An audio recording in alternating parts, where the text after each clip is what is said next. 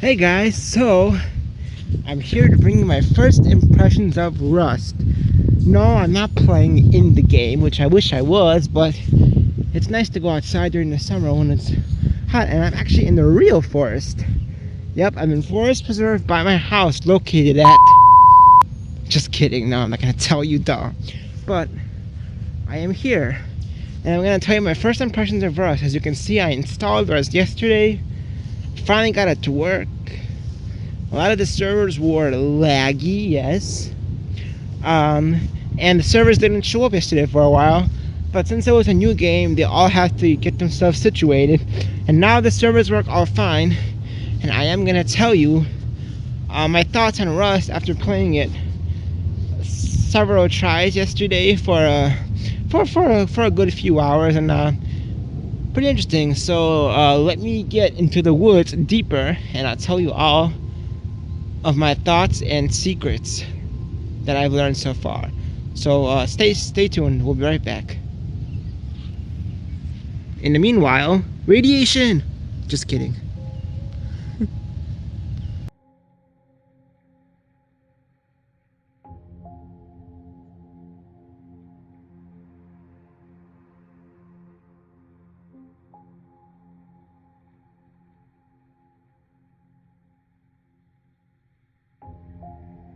Daron, Daron, Daron, Daron. Wolf.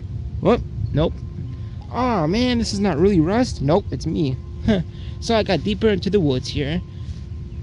Cause that'll be fun. And I'm gonna give you my first impressions of Rust. Although this would be a great place to shoot a video for Rust.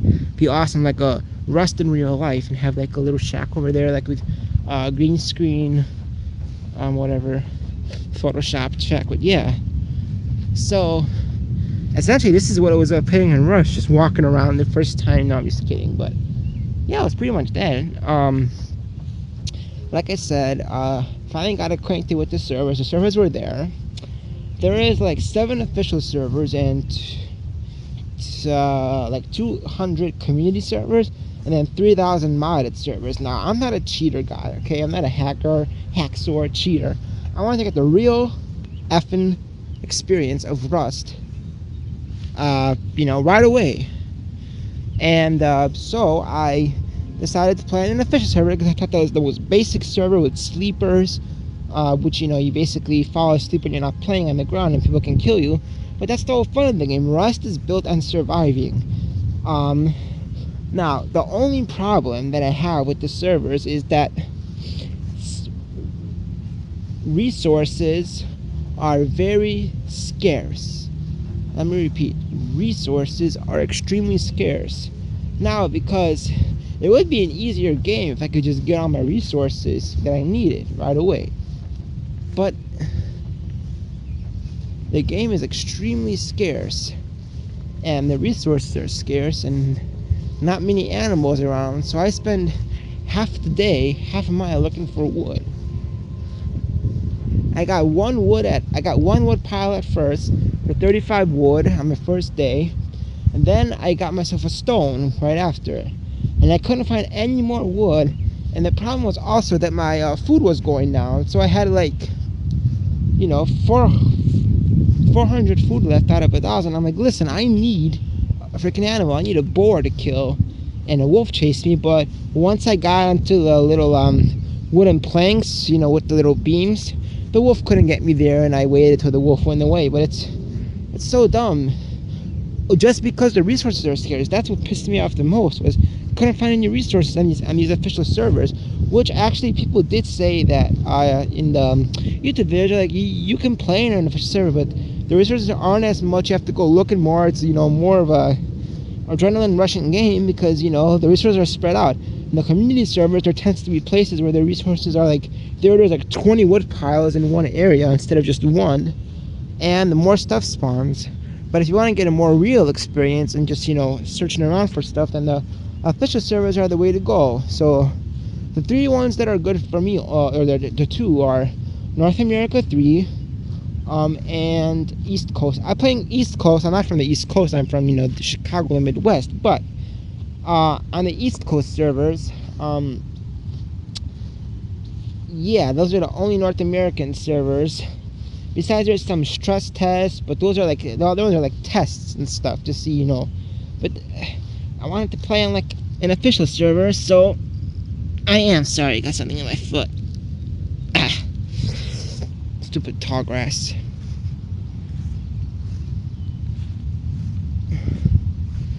But yeah, I'm playing on an official server. Like I said, scarce resources, but I was shoot.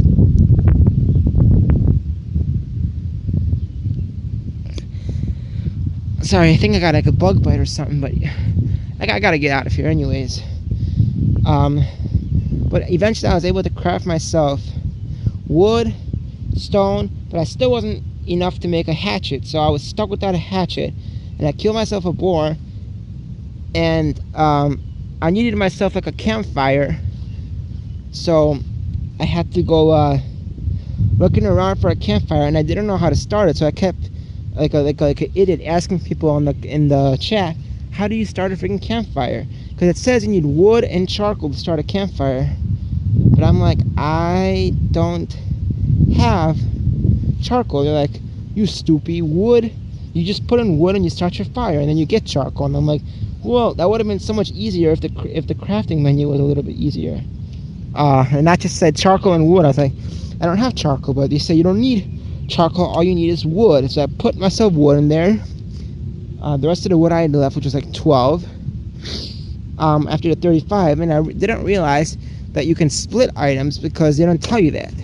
So you can split yourself to 35 wood, so you can have one wood on the side and then 34 left. So you can have one log to start the fire, which probably won't last as long, but it'll be good enough to cook your materials. So basically, to like sum it up, it was a lot of finding shit out. The first day it was like, okay, now I know how to now I basically know how to craft stuff. I know how to get a fire going. I know how to cook food. I can craft myself a little hatchet. I can, with a rock I can get stuff, but better with a hatchet. I need to start over it again, which I am going to because I died before I made a sleeping bag. But I'm gonna start again and take a little bit of a different approach. Is find as many logs as I can, no matter how hard. I have to right away. The first step I make in the game, the first time that it loads up, I gotta immediately wood, stone, wood, stone, wood, stone, craft myself hatchet, and then I can kill animals much faster. And just the problem was the first time I tried it, there wasn't a lot of wood around, so it's also an issue. So that's just my one complaint. Another thing is I was so excited because there's these nice little rocks and there's this beautiful tree. Okay, the tree looked like this one. See, it looked like this tree, and it had like a thing on a little branch on the side, and it was actually in the rocks. It was on this green pasture between like four rocks, so you were caved in. You had this little tiny opening to get out, and like almost nobody would see your shack. I thought it was an excellent place. So I had enough wood. I'm like, yes. So I crafted myself a little shacky right here on this angle. I know I'm showing you in real life. It was like right here, a little shack. I'm like, great.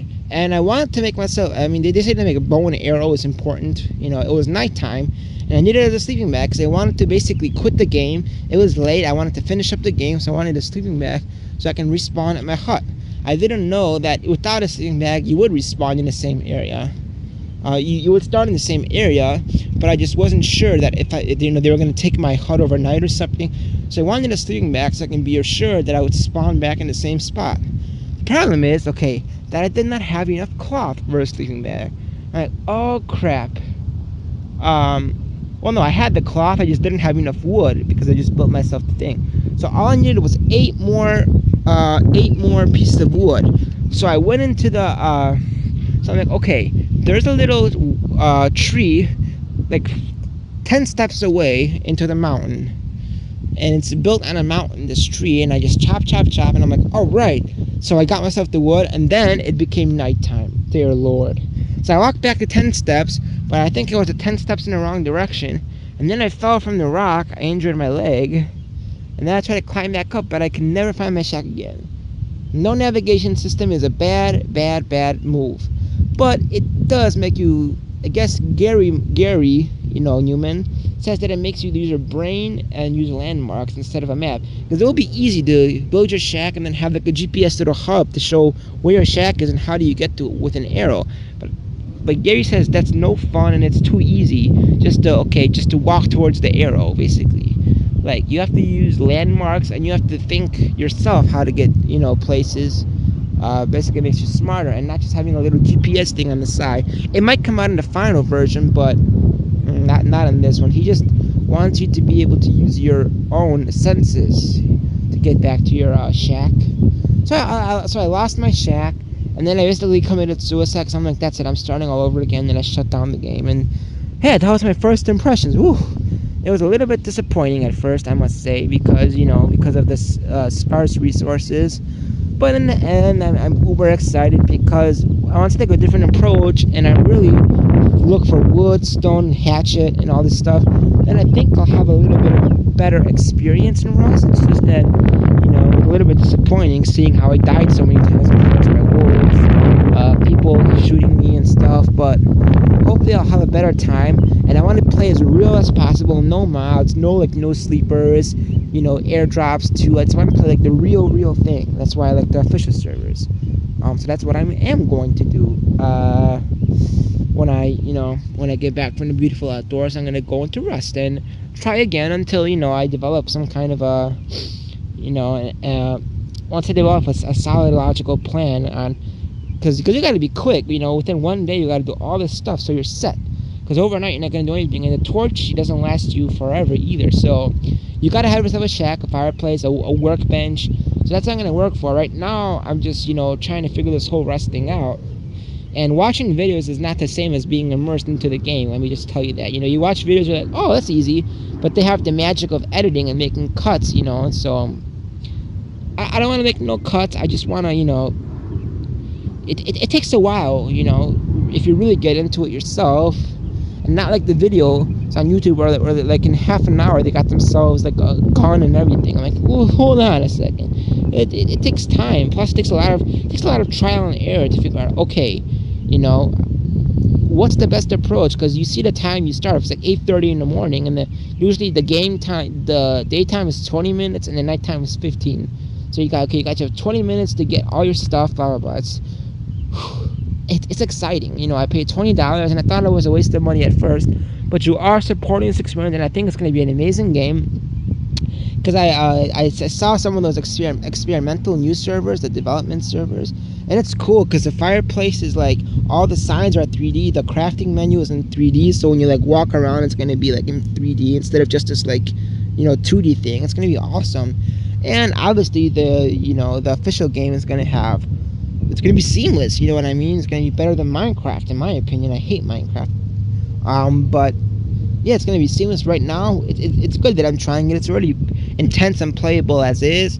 So I'm just going to go home and I'm going to really try to be as ergonomic and as fast as possible so I can get myself a shack and get myself a gun and I can start to really interact with other players, get their loot, do everything that, that's intense in Rust, make some friends and maybe build a big base together. That's what I want to do is a couple of people get ourselves like a big base and play together because that's the fun part. It's like having friends online without having real friends, and that's what I gotta do. I don't know if I'm gonna move into a village first. I want to crap myself a shack in the mountains somewhere, somewhere close to land, but I really gotta do this for myself because it's the only game that's been good for me so far as these multiplayer games, because I've always been into them, but there is never one that really just fit, and Rust is it. So stay tuned for more impressions of Rust once I get further into the game. There might be some in-game footage. I don't know. If I find some, I'll put it in the video while I'm talking. But yeah, it's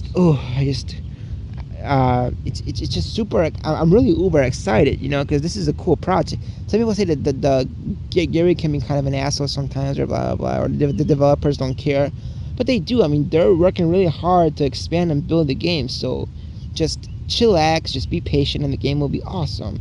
I'm sure it will, and I will do the best that I can to support it, and I will try to be the best. So subscribe, to Prototype Music, where I do music stuff and game stuff and technology stuff, all in one. And film scoring stuff coming up too. So stay tuned for that. That'll be awesome. And subscribe for more Rust. And yeah, and beware of the wolves and the boars, and just survive, everyone, because nature calls, and survival of the fittest. Survival of the fittest.